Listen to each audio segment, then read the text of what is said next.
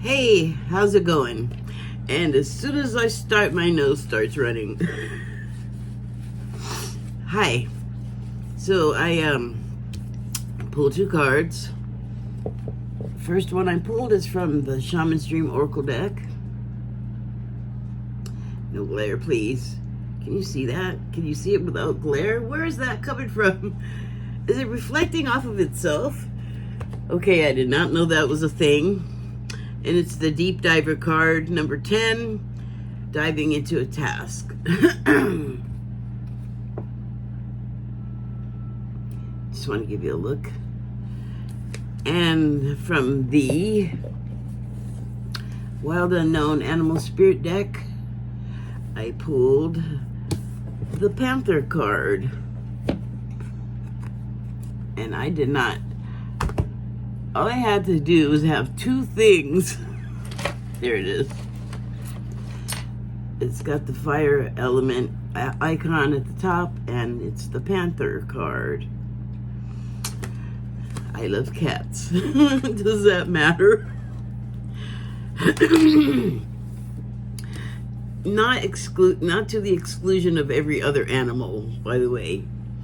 It's really a practical matter. When I worked, I did not have to take the cat for a walk. The cat could have a litter pan in the house. So, but you know, I do like cats a lot. Yeah, so I didn't really, I'm kind of empty starting out. I have no thing I was thinking about to talk about. So let's just see how it goes. So I'm going to start with the Panther card here. And you know what it makes me think of? If you ever are on YouTube, there'll be like cat videos and they call black cats the voice.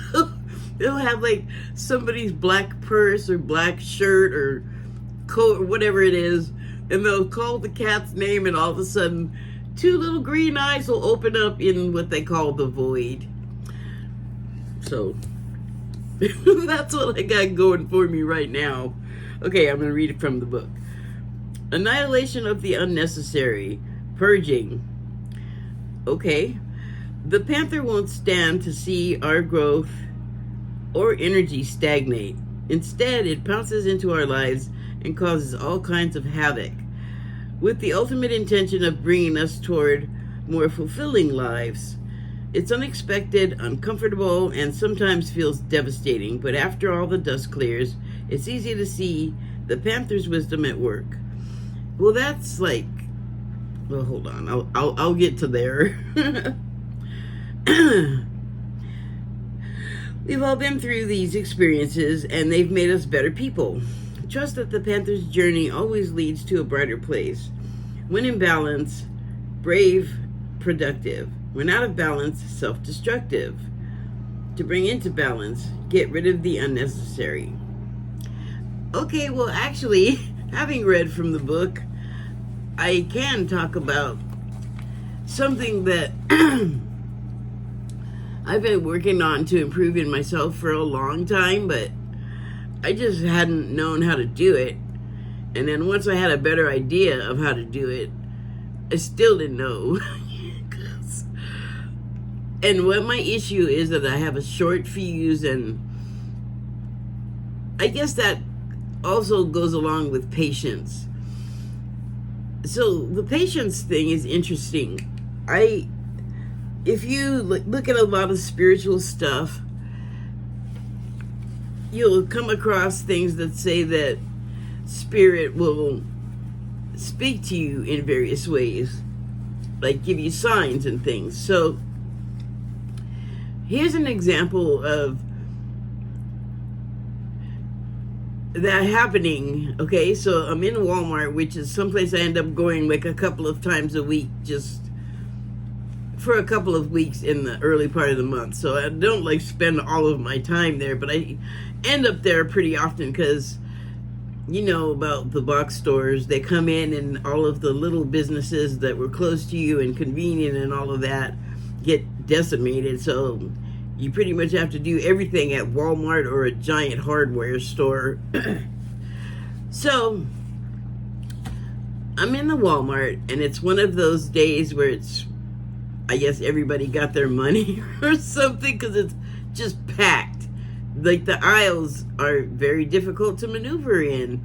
And then I'm on, like, either one of those scooter things or my trike, both of which, you know, they take up the same amount of space as a wheelchair, or the trike takes up the same amount of space as a wheelchair. It's just configured differently, and people go so far around me, it's like I'm on the street and it's a car avoiding me because it has to, because of the law. And so anyway, it was just really packed, and the whole point of that, my vehicle situation, is just that it just chunks up the traffic in the store more. Like, it doesn't help that I block me and my vehicle, take up a lot of space in the aisle. Yes, I'm conscious of it, because people are not always patient about it. So, and also, Walmart has to restock because the people are just in there voraciously taking everything off the shelves. So they're in there with these big, I don't even know what to call it, like a refrigerator and a half wide and 3/4 of that tall on wheels. And I don't know, they like do the labels, and they have little devices that they're like pointing at the shelf. Like, I'm not sure what the thing does. And sometimes I guess it has stock that they're putting on the shelf, or a distributor is in there on the floor, squatted down with their clipboard, doing whatever they have to do to register whatever they're doing, I guess. I'm just saying, it's not like you can just whoosh down the aisles freely, even on a not totally packed day. So on this day, I'm behind my caregiver in the store, and she is actually looking for something. She has left her cart, so I'm just sort of sitting there behind it, and then I'm on one of their carts. So I'm just trying to stay out of the way. So I'm like backed all the way up to her cart, where her body would be, you know, just trying not to take up space. And I'm not in a hurry at all. I'm just sitting there waiting, just marveling at how messed up it is in there. And most people, I wasn't even really noticing, to be honest. I was just kind of watching, not even having an emotion about it. And so this man turns the corner into the aisle, and someone else coming from the other direction from behind me walks by him, and I don't know if they knew each other or what, but she said something to him, and he looked right at me and he said, "Patience is a virtue." And I was like, I wasn't freaking out. Why? What are you telling me that for?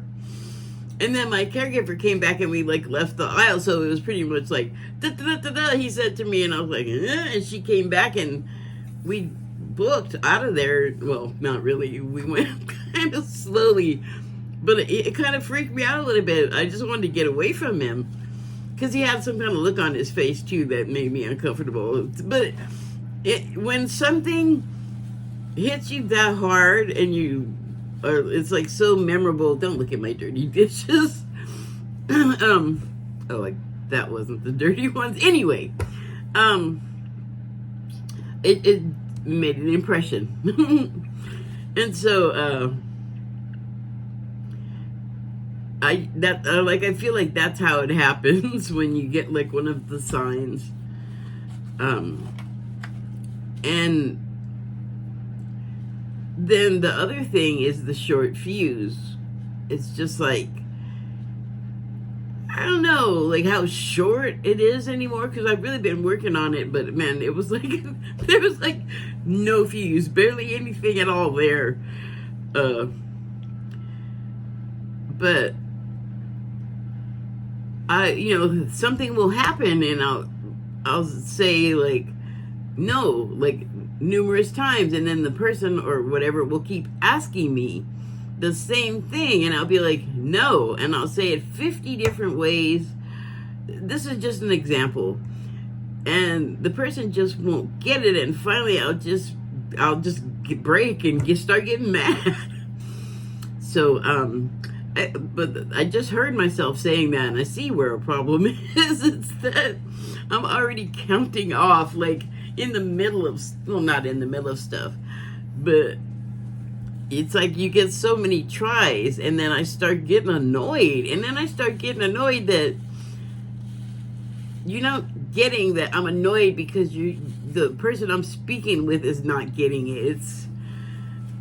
It's a thing that happens. It's just an example, but you know, I can go like a number of times, like 3, 4, 5, and I'll start getting annoyed. It's like, in most cases, you're talking to an adult human, like, person. Figure it out. I said no. I don't know. Maybe you don't have those kind of phone calls. This is always when something has broken and I have to call like tech support or something like that. But it can happen in other places. But what I'm saying is, it doesn't happen a lot, but recently to one person I really care about, it was happening a lot. And luckily we like resolved the situation, because if I didn't have this person anymore, I'd be super upset. But anyway, so yeah, the two things, patience and my short fuse. I did have, finally, after many doings of the things you need to do to try to rid yourself of that kind of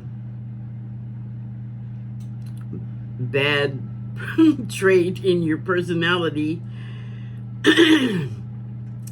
I finally got an insight. I was like, oh, because I want to know, why in the world does it have to be that strong? Like, what am I that upset for? I mean, it just escalates so fast, and it just feels like, wow, that really blew up into something way more than, it's like an overreaction. And even though I don't let myself give into like the overreaction thing of like just screaming at people or not letting them talk or whatever, but I think this is not the insight I had, but I think that I begin to feel overstepped, and I get mad because the person doing it doesn't notice that that's what they're doing. And then when I get mad, they don't think my anger is justified, because I don't know, it's like trying to tell a racist they're racist. They never believe it. They never know they're doing it, because a crazy person doesn't know they're crazy. I'm not saying a racist is crazy, but I'm saying it's like the same dynamic. They don't know. They cannot tell any more than it is easy for us to tell things about ourselves, you know? So it's just a human trait, I guess. So I always say, if it's happening to me, it's happening to other people. And I think we've certainly seen it, if not in person, online, or on the television, on the news. Like, someone's always just had it up to here and just loses it. It's kind of hard not to right now, because there's a lot of stuff happening that is uncomfortable.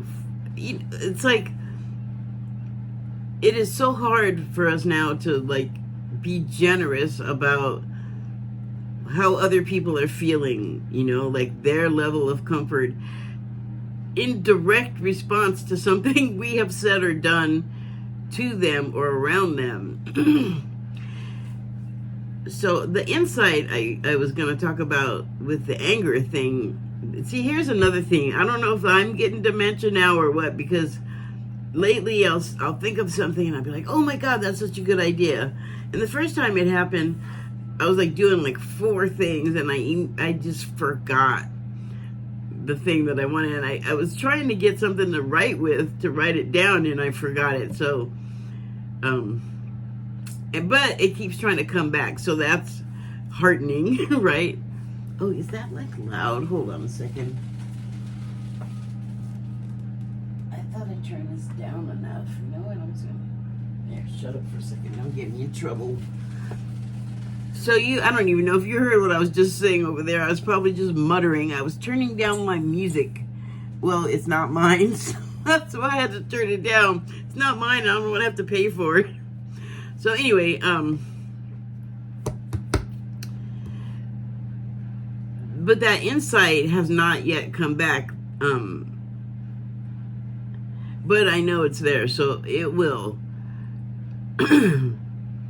I've been seeing a lot of stuff about dementia. I guess it's just like a natural thing to test myself. I'm not a hypochondriac. Anyway,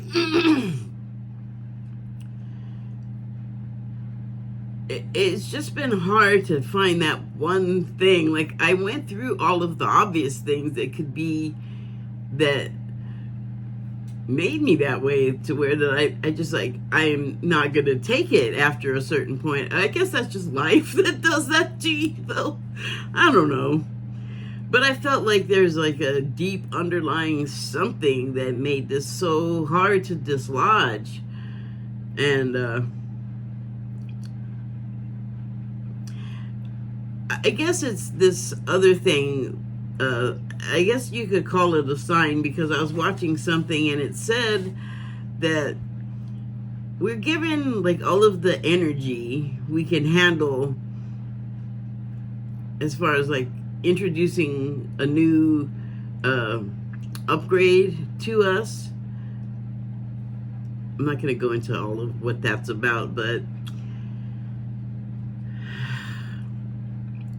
when it's a lot, like the energies coming in right now are super powerful, and it's definitely affecting us. Like, if you see all of the people arguing about everything, and, well, we don't want to change this, or we don't want you to have that, or this group of people is the problem, and you know, it goes back to that racist thing. In that case, where like one group of people is the problem, that is that they don't know they're doing it, I was talking about, but they do. Like, these people like they're like, we're into it, we want to do it, and we want you to know we're doing it. They know they're racisting. So that's a different category. Why did I veer into that? Where was I going?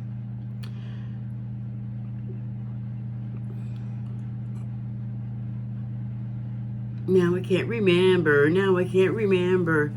Well, the change is happening, and, you know, people are rooted, you know, in their way. They don't want things to change, or they do want things to change, but they want to reverse to the way things were. And maybe it was great for them, but they're not remembering it wasn't great for everybody. And it's always the case in whatever period we're in. For some groups of people, it's just not going to be great. It may be different groups at different times, but it's always somebody with something with us humans. But big changes are trying to happen right now, because we have big things in the world that we have to deal with, like, you know, figuring out and then executing a plan to protect people when the climate does drastic things. I'm not going to go into what I've learned as far as what's coming climate-wise, but just like now we're experiencing changes that are different from what I grew up with. And probably everyone alive is not used to the things that are happening the way they're happening. And that's just one example. Like, that's happening, and then we have to live with it and through it, which means possibly repairing like damage, whole cities, or just personal stuff. Then there's the trying to get the money together, like with governments. And I'm just gonna again talk about the US, because that's where I live, that's what I know about best. Trying to get all of us to agree on a future plan for something that half of them don't believe in, and the other half just don't want to pay for. Like, you're on your own, like bootstrap yourself up to 7 Katrina hurricanes on one site, you know, like it's like the level of I don't give a shit is commensurate to the level of damage that we're likely to see. And I don't know if people, I guess we like block it out, but when those big like events, extinction events of humans, like a big storm, like a hurricane or a tornado or an earthquake, so a natural disaster, but like a major one, or one of the mass extinction events that we cause ourselves with those idiot automatic weapons. So, and then there's a lot of feelings about like the weapons. Like a lot of people want them and they want to say that it's in the Constitution, blah, blah, blah, blah, blah. We can have it. It's like, you're kind of totally twisting and bending the words of the Constitution to get what you want because you want it, and the hell with everything else. And there's a reason why they have the Constitution. I mean, it can be amended and updated, and it should be. But we have changed a lot since that thing was written. Like the whole everything everywhere imaginable is different. Some things are the same. I mean, humans will be humaning, but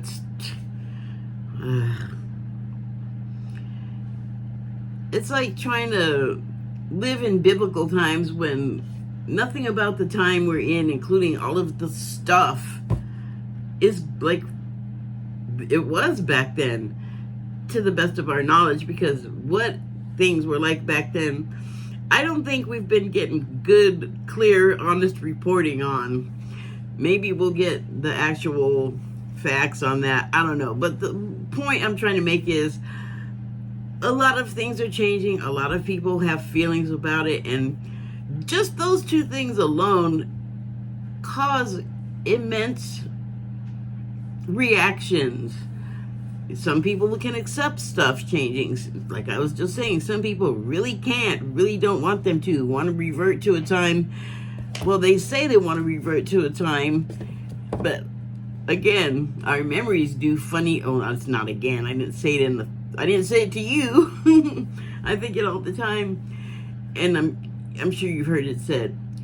What we remember about the past, we remember like the good things, or we remember good things that didn't actually ever, it's not true. It's just like something we're dreaming up right now as we're talking out of our neck. You know, it's like the past wasn't necessarily that great, even for the people that it was like pretty good for. Whatever. We can't go back. It's not possible. So forget it. But not wanting to accept that, if there's a whole big group of you, that's creating a big feelings ball to emanate that distress of wanting to go back to this imaginary time. And it's just sort of going against the grain, really, of progressive motion of everybody and everything else, which creates another type of ripple in the force. But man, that's more than a ripple. It's like turbulence, and we better learn how to ride it because it's gonna go on for a while. But the good thing about it is that it will come to an end. There will be a resolution, and I think to see the most benevolent outcome, we better visualize it. Like, we don't have to dream up bad stuff. It's right there, you know, but I don't know. I notice it. I see it. I'm aware of it, but I also know that it can be lit. It can be lit up by like love and light, basically positivity. And I don't know, I think it goes running like roaches in the kitchen when you come in and turn the light on. They go running for the dark spots. That's like the negativity So another turbulence I think we're experiencing is people sick of the darkness. Like, okay, enough with everybody having something wrong with them, everybody hating each other. And I know, enough with 2 wars that here in America we know about loud and clear. I guess that's the uphill battle that we have to do to get to, like, stopping with the hating each other. Like, I guess it's the way we know how to get it out of our system. I'm thinking it's like an old people thing or old idea thing, but usually the people in charge are older people, so it's hard to dislodge them from ideas that are outdated. And then they have the people that believe and follow them. So there's all these streams of, like, strong intent and belief and emotion that are kind of clashing and running into each other. And that's just a normal, that's a thing that happens. It's a normal thing, but it's just everything is so amplified and ramped up right now. It's crazy. So the other card I pulled was the deep diver card, and it says diving into the task, or that's the hold on a second. Diving into a task, that's the subtitle on the card. So look at that person just fully clothed going in the water. And that does not look like a wetsuit or a diving suit.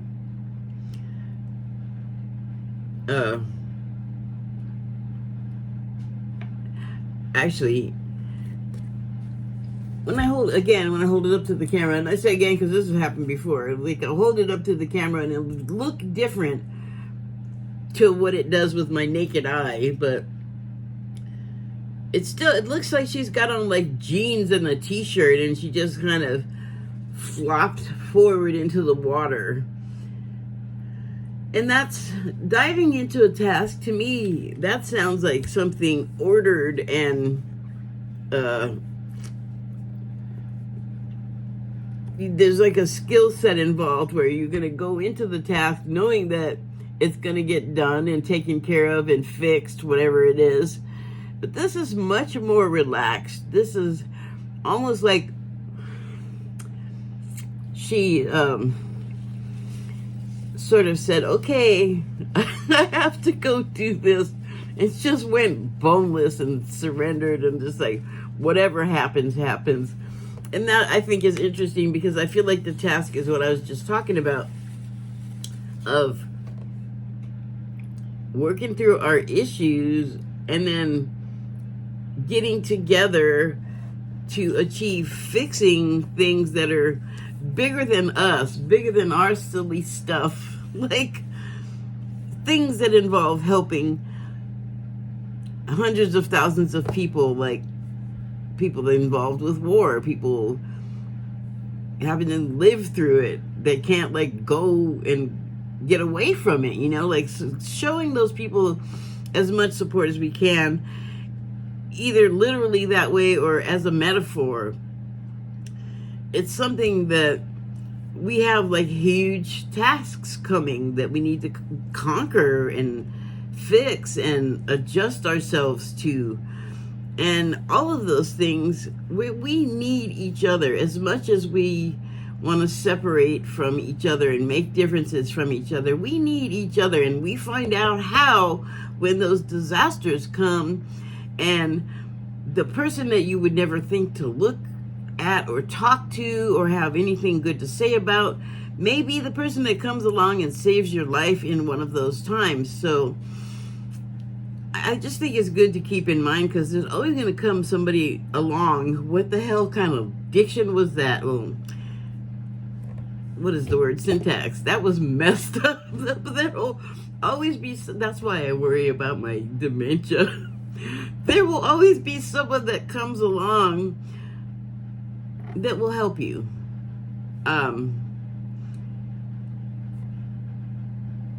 It may not be immediate, and you may find yourself saying, please don't strike me with lightning, but you might find yourself saying, oh Lord, why did you what did he say?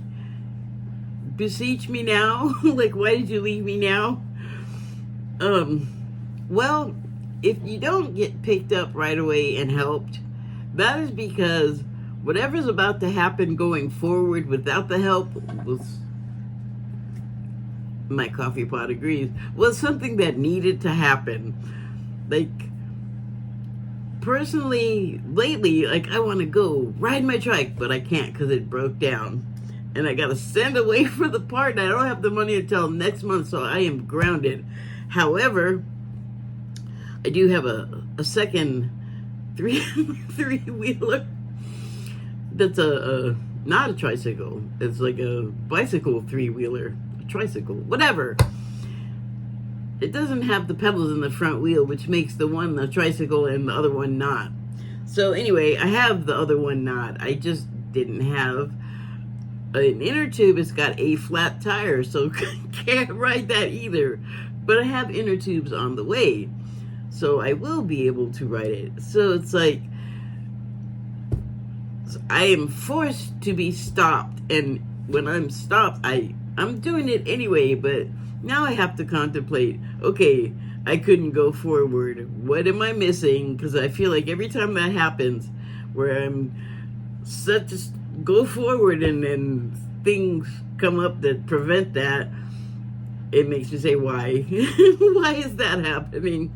But I think that is the point. That is why it is happening, to make you stop and see something that you are missing. I would think there's a lot, but because you got to get stuff bit by bit. So I started to say, I don't know if I completed the thought because I love to trail off, but I started to say, we get stuff thrown in our path that nothing that we can handle, basically. There's like a Catholic thing or a Christian thing that always said, it's like a, who cares what it's called? It's God will never give you more than you can handle. So I am starting to think that's like a literal thing now, not because of religion, just because of like stuff will happen to you, and it's like you get through it, however you get through it. And it's important to understand too that it might be part of your getting through it to like terminate yourself. And the reason why that would be a part of it, because it would be affecting everybody that you knew or came in contact with you that would learn of that self-termination. So I just learned today that you might, if you do that, you might have to come back and finish some things that you would have done if had you not halted your path forward. But we get to do that. So that just gave me an interesting new aspect on how to look at that sort of thing. Why did I start talking about that? Well,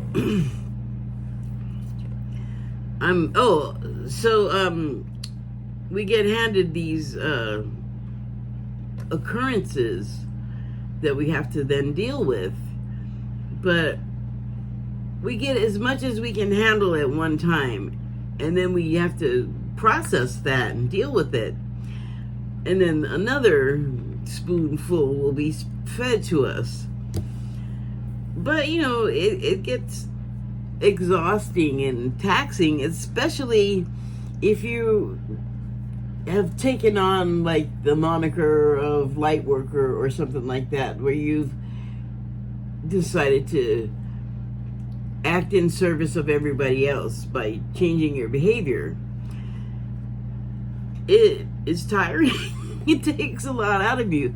Being empathetic and compassionate is taxing, and you do have to reserve some energy in that for yourself. Like, being of service doesn't mean you stop serving yourself, but that shouldn't be, self-service should not be your overriding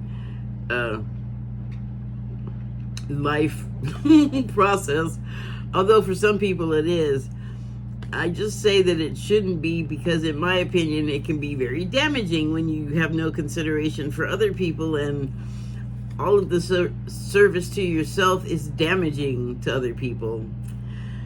And then living with that is difficult. Knowing that you're living with it is even more difficult, because then you are in a way treating that symptom. So it may not be you treating directly the patient, but when someone gets sick, it affects all kinds of people. People in the family, people on the job, friends, the healthcare people in hospital or whatever. Everything we do touches everybody else. So just knowing that would make you tired and limp, but you still have to go forward. But going forward, don't necessarily look at this completely as them in water. Look at it as a metaphor, because you have to be in water all the time, and you know that we have problems breathing the water. So metaphor, but she's in water. She's letting the emotions just go all over her. She's kind of exhausted because she's taking on the task, and she knows there's more of them to come, like always. But the way you get through the hard emotional times is you be like water. You are flexible. You are boneless. You are able to, get in and out of small, tight spaces as needed, but then you move on, because that's not, if it's small and tight, it's not the right size for you. It's just a temporary dwelling. So, or a shelter. It's just, it's just continuous. It's always something. And it's, I'm just saying, she's so tired. She's not even trying to do a straight, Olympic type dive. She's like, I gotta go in. I gotta deal with it. I'm in the water. Leave me alone. Hey, we have ups and downs. So, I guess that's it. Like I said, I didn't have any big crusade that I was on this time. This is it. Just another reminder of, you might be sitting quietly between sets. This is a surfing thing, out in the water between wave sets. And you can rest, because you really, if you're gonna surf to your highest potential and stay on the board the longest and ride the wave until it's not a wave anymore, it takes a level of skill. So you rest between sets, you rest between tasks, and then you jump up when the next wave comes and you do it all over again. Thank you and good night.